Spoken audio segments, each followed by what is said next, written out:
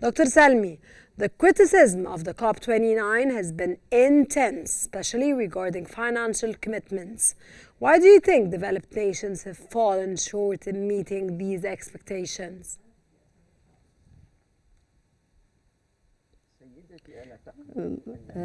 I think in my expectation that this summit actually was technical summit, which means that it was not a decisive summit in order to decide in these important files. And that's for many reasons. The first reason that this summit is happening in a very difficult climate for the United Nations, because there is a war in Europe and there's a war in the Middle East, and also there are different civil wars in the region, and the United Nations is unable to be a mediator and to stop all these crises. The other reason is the American election, that we are waiting the major powers to decide is America will withdraw from the environment and climate conventions, or they will continue support and will finance and contribute the environment work. This is aside. The third reason that the coming summit that will be held in Brazil, and because the Amazon River and because of the symbolism of Brazil, as the majority of international agreements came from them. In my expectations, all the states are keeping their attempts and their formation to give these important announcements in the coming years. So the announcement that was given this year is the limits or the minimum because of the estimations. Speaking about the compensation that needs more than $1,000 billion, some of the developing states are asked for the half. Africa, the estimations referring that they need not at least $400 billion, and also in Asia. To have this international commitment for $300 billion, it is the minimum. And we think this is an important step, but it's still a limited step, taking into consideration that we are in the COP29. It is the 29th summit, and these summits are now somehow complementary. And we remember only 4 or 5 summits where important decisions were taken, but the other summits somehow complementary or preparatory. So in the track of the environment work that led by the United Nations, yes, it is developing, but somehow very slow steps are taken in this track of improvements. Yes, they are not enough, but this is a current track. The international process and in facing these challenges. Okay, sir, how can developing nations leverage local solutions like decentralized energy systems and sustainable agriculture to address their environmental challenges, sir? Very important questions,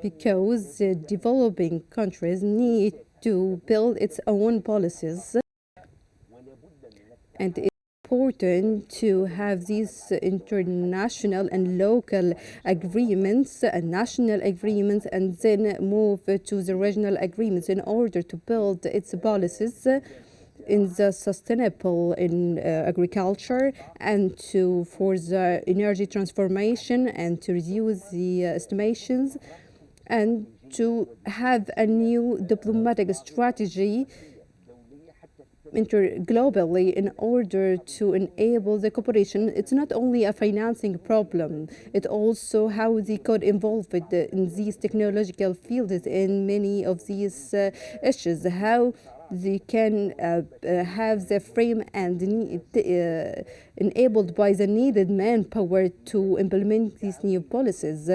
So we need to have these policies then start having pressures regionally and globally in order to benefit from all the international capabilities. Perfect, sir. Sir, Yes, what role should international organizations play in ensuring equitable access to climate finance for developing countries?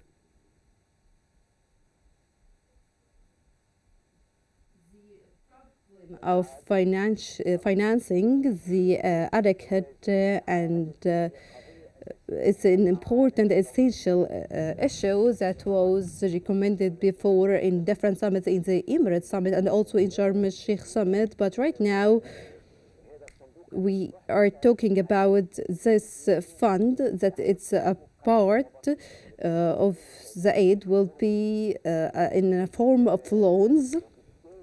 And so taking loans in order to invest in the digital transformation and the energy transformation that in need from those states in order to solidarate and to have these strategies, to have pressures and to get the needed experience from the developed states in order to have a fair distribution for these funds. Sir, do you see any viable pathways for rebuilding trust again between the global north and south in future climate negotiations? Unfortunately, the trust, I can say that the trust is removed and dismantled, but not being granted. We are in a system or order in the north states and in the southern states. In the north states, they having their own economic problems, and the only solution, if we didn't have a practical solutions to have a specific taxes on the polluting states, if we didn't have a fixed resource for financing in order to face these challenges of climate changes, if we didn't have a specific fixed resources, I think this trust will not be gained, especially that we are in a Sir, system. how can we implement what you're asking for, or how can we implement all the recommendations that you're asking for now in light of what happened in this climate change, of course, summit, which just took place at Baku and ended today, with all developing countries, unfortunately, very disappointed and seeing that they were all slapped?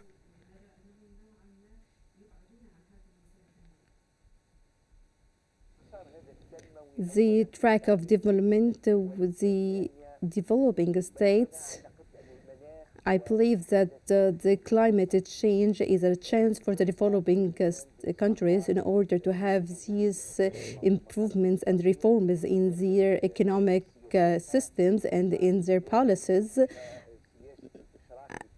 and also to participate all the parties, the citizens and private sectors and all the institutions in order to have this strategy of cooperations. Right now we can see many alliances and alliances that are emerging in the Middle East, these regional alliances to face and these challenges and to cooperate in order to solve the climate issues, including the issues of exchange of experience. Sir, I'm going to leave it here because I'm running out of time. Thank you very much, sir, Dr. Salmi, for your shedding light on the challenges and opportunities in addressing global climate justice.